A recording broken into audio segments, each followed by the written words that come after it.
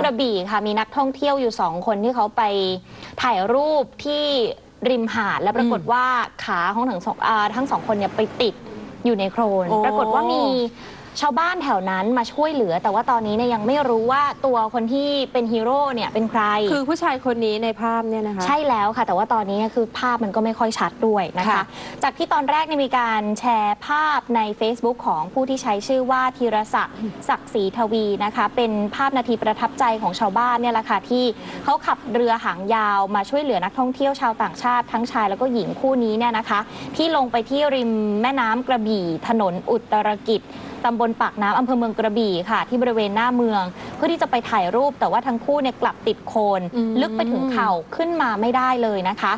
ซึ่งชายคนนี้เนี่ยก็พยายามเข้ามาช่วยก็เอากล้องไปวางไว้ที่ฝั่งแล้วก็กลับมาแต่ว่าไม่สามารถดึงขึ้นมาได้ก็เลยตัดสินใจให้นักท่องเที่ยวทั้ง2 คนเหยียบหลังจนสามารถขึ้นฝั่งแล้วชายคนนั้นเนี่ยก็ขับเรือแล้วก็เดินขับเรือไปนะคะคือผู้สื่อข่าวเนี่ยพอมีข่าวแบบนี้แชร์กันเป็นที่กว้างขวางเขาก็เดินทางไปตรวจสอบที่จุดเกิดเหตุค่ะสอบถามจากคนขับเรือหางยาวหลายคนก็บอกกันว่าไม่รู้จักคนที่ปรากฏในคลิปเพราะว่าภาพที่เห็นอยู่ในคลิปเนี่ยก็ไม่ชัดด้วยนะคะแต่ก็เชื่อว่าน่าจะเป็นชาวประมงที่เดินทางมาส่งสินค้าทะเลเพื่อที่จะนำไปขายในตลาดสดเทศบาลเมืองกระบี่ซึ่งก็มีชาวเรือประเภทนี้เนี่ยมาจากหลายพื้นที่ก็น่าจะหาค่อนข้างยากนิดนึงสอบถามชาวเรือหางยาวโดยสารก็พบทั้งชายแล้วก็หญิงต่างชาติในภาพในอายุประมาณ60 ปีนะคะที่มายืนดูจุดที่ถูกช่วยขึ้นมาทั้ง2 คนเนี่ยเป็นสามีภรรยากันเป็นชาวนอร์เวย์ค่ะแต่ว่าไม่ประสงค์ที่จะออกชื่อบอกว่าเดินทางมาเที่ยวกระบี่3 สัปดาห์ช่วงที่เกิดเหตุเนี่ยมาถ่ายรูปวิวแล้วก็เดินลงไปบนฝั่งแต่ว่าอยู่ๆเกิดซุดลงเพราะว่าเป็นโคลนก็เลยทำให้ขึ้นมาไม่ได้ต่อมาก็มีชาวบ้านคนนี้เนี่ยแหละค่ะที่ขับเรือมาช่วยหลังจากช่วยเสร็จปุ๊บเขาก็รีบเดินทางขึ้นเรือไปทั้ง2 คนบอกว่าตอนนี้เนี่ย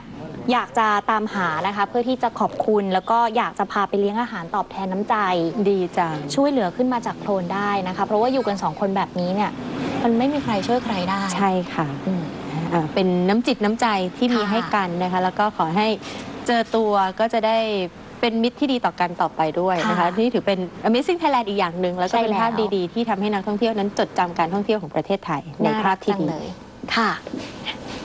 4838990นะคะยังคงพูดคุยกันมาได้รวมถึงตอบคำถามของอาจารย์เกษมสันต์ที่นำมาฝากกันด้วยนะคะเดี๋ยวช่วงหน้าย้ำกันนะคะรวมไปถึงมีข่าวคราวมาให้ได้ติดตามกันโดยเฉพาะเรื่องการเตือนภัยแก๊งสกิมเมอร์เมื่อวานนี้ไประบาดแล้วก็ไปอาละวาดหนักที่จังหวัดขอนแก่นสักครู่กลับมาติดตามค่ะ